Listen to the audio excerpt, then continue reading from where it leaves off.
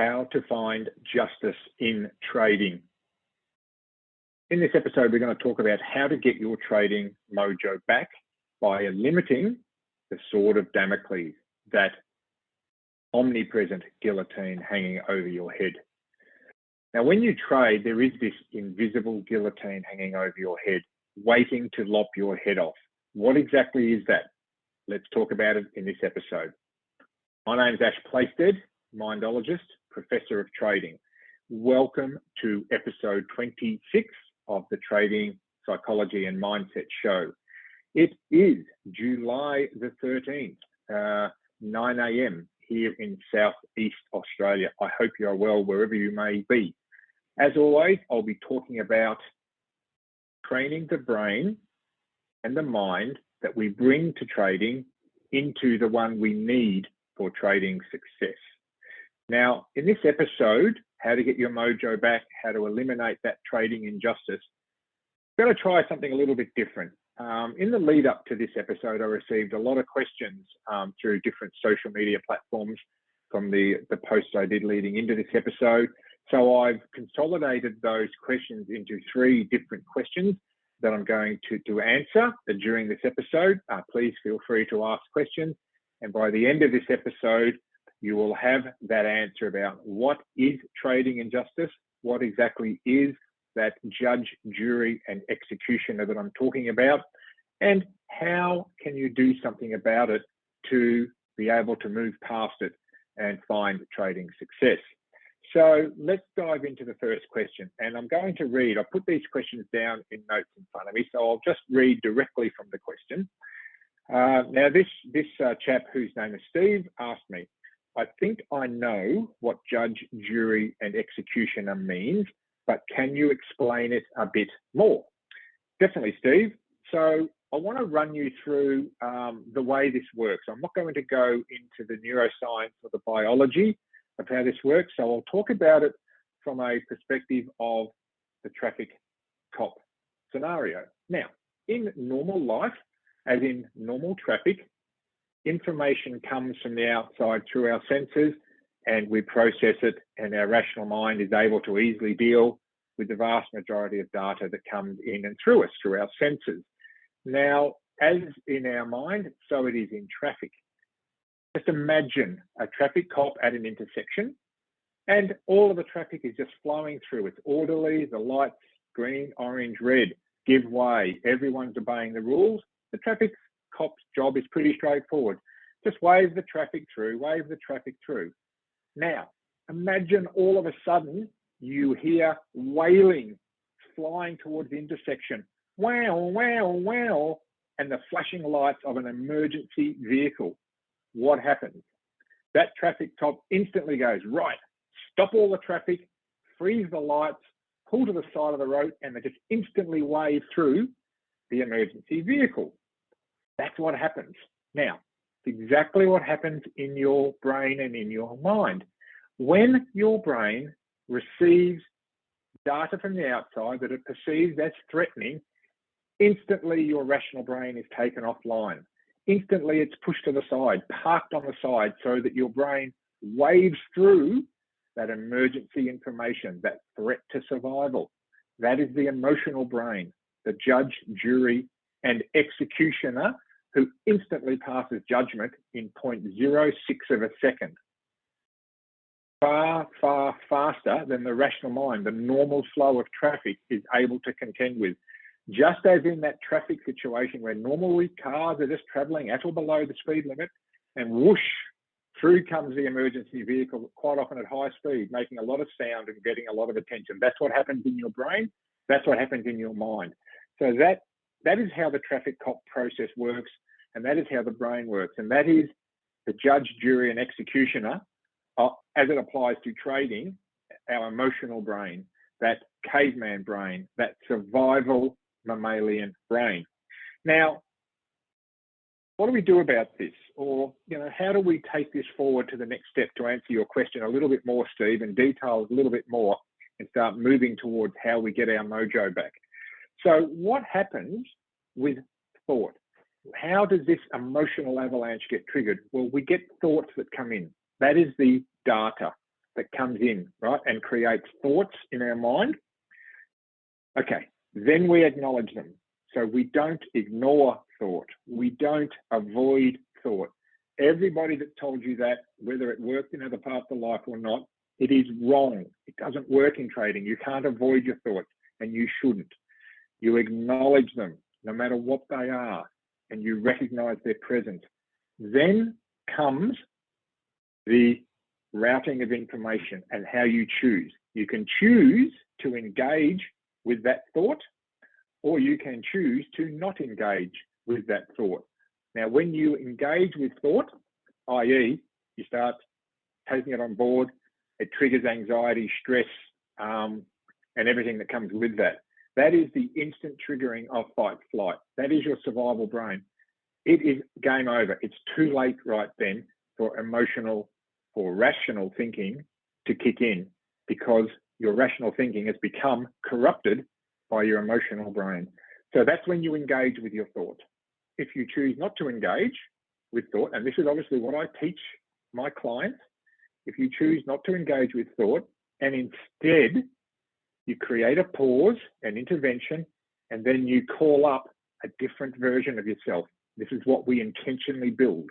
The intentional mind built around courage, discipline, self-soothing, and impartiality, and rooted in patience, not taking action. I'll talk about that a bit more in a moment.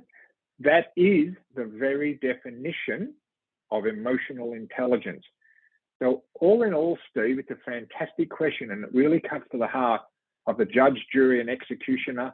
Why trading justice seems so unjust, right? You do everything that you think you should, that you're led to believe, and yet things go wrong.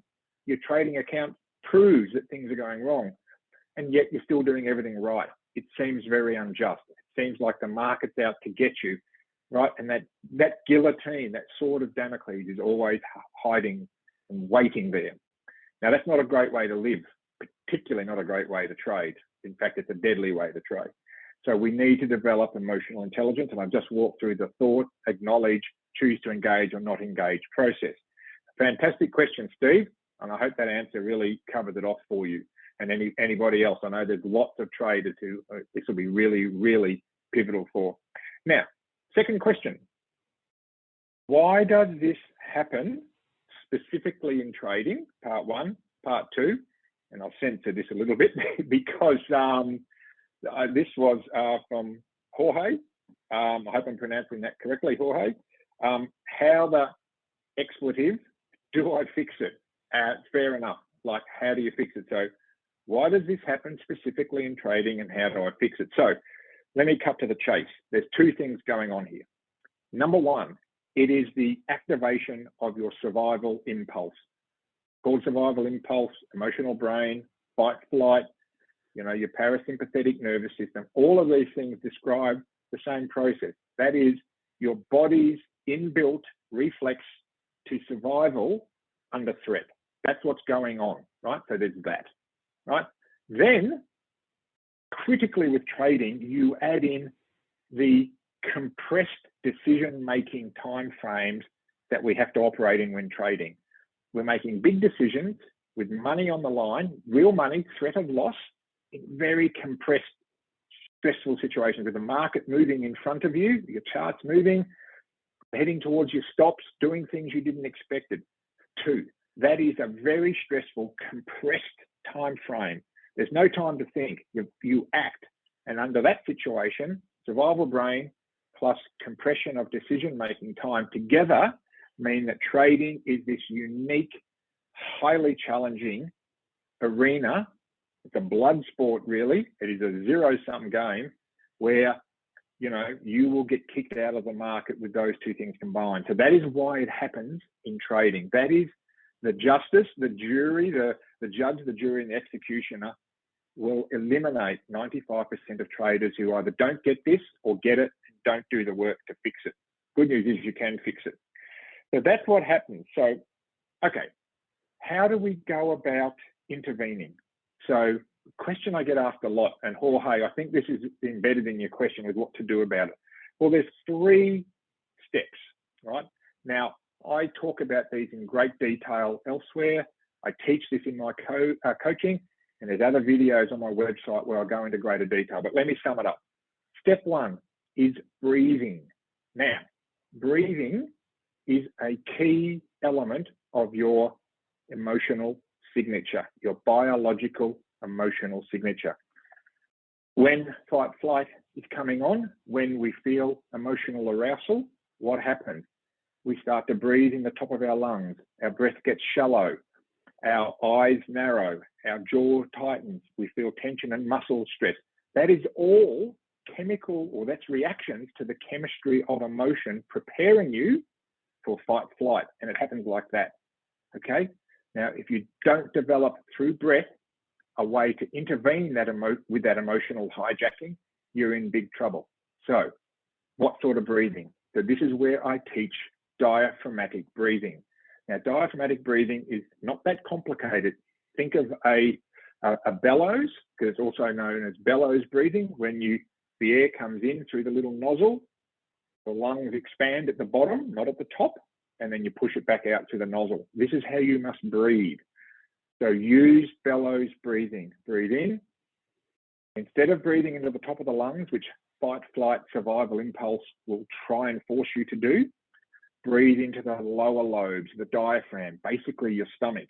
Right? That's where you need to breathe into, and you need to focus on breathing in there and then pushing it out as the bellows pushes the air out. Now, what does this do biologically?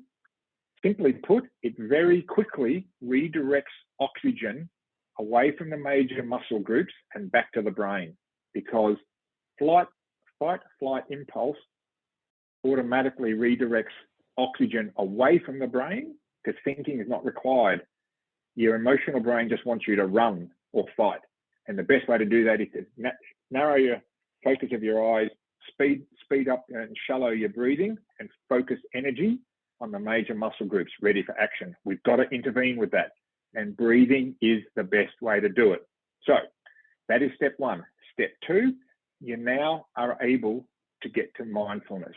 Now, mindfulness is a wonderful trait, a wonderful habit to have in your life in so many different ways. As it applies to trading, I would describe mindfulness as developing the ability to observe yourself, observing yourself. What do I mean? It's separating your identity from your thoughts. Now, many of you probably have heard about mindfulness. You might have tried it and you may have heard this before, but so many people haven't. Your thoughts and you are not the same thing.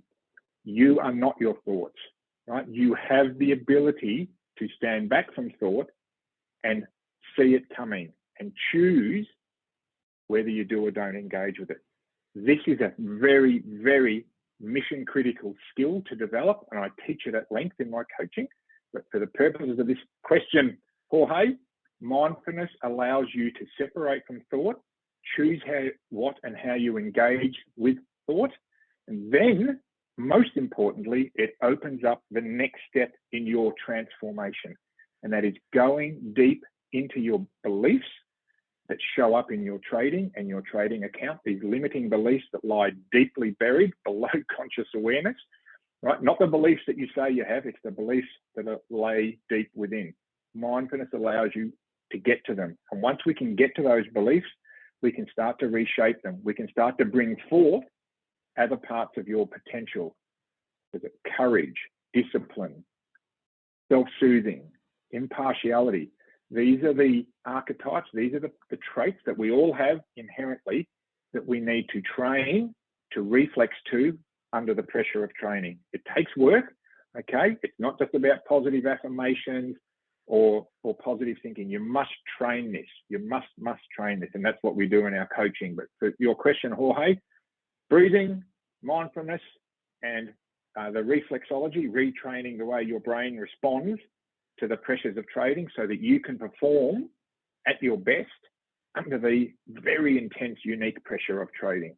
I hope that answers your question really, really well, Jorge, and is super valuable. So now we move on to the really, I guess, the crux of this episode, which is how to get your mojo back.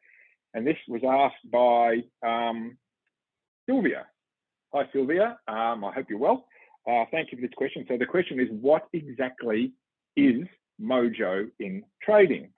So I would describe it as knowing two things: understanding the difference between patience and decisiveness, and most importantly, having the wisdom to know the difference and when to use them. Now, how does this work in trading? Well, I've talked often about the ambush predator versus the hunting predator. Both are apex predators, right? The ambush predator, patience, is the jaguar. Lies up on the bough of the tree, sets a trap below, knowing that's where the antelope pass through, and just patiently waits. When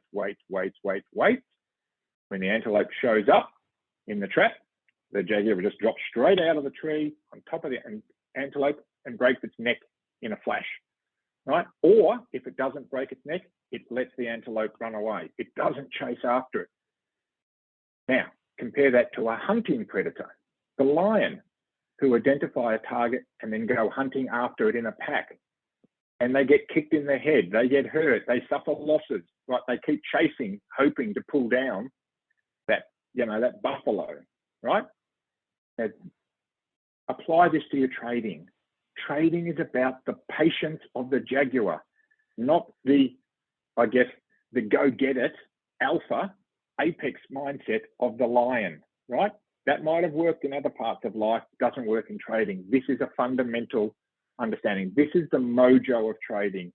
It's developing the patience through knowledge acquisition and training, and a great system that works, that you just wait. When a trade shows up and fits your criteria, you act decisively in that moment and you follow your rules.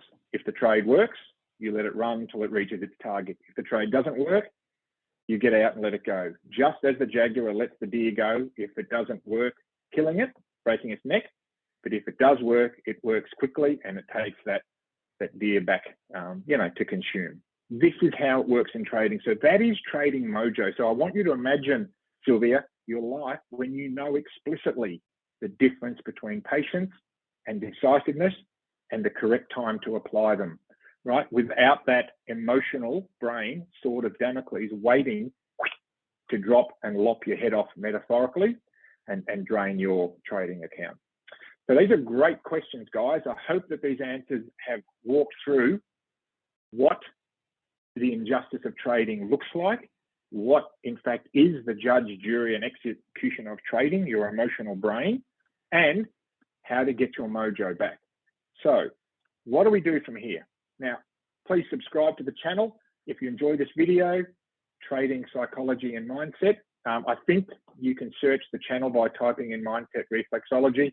Either way, find my channel, subscribe, watch the videos, consume them, ask questions, take them on board.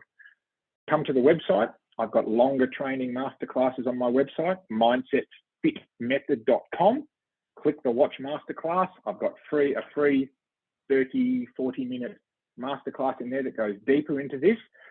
If you want help now, if you want to talk to me, DM me on social media or reach out by booking into my diary to have a absolutely free, no obligation discovery chat about how to apply this to your own trading, right? And if it turns out you want to work with me, well, we can talk about that. But book in to have a chat about how to apply this to your trading, okay? So thank you for joining me. I'll see you next week on episode 27.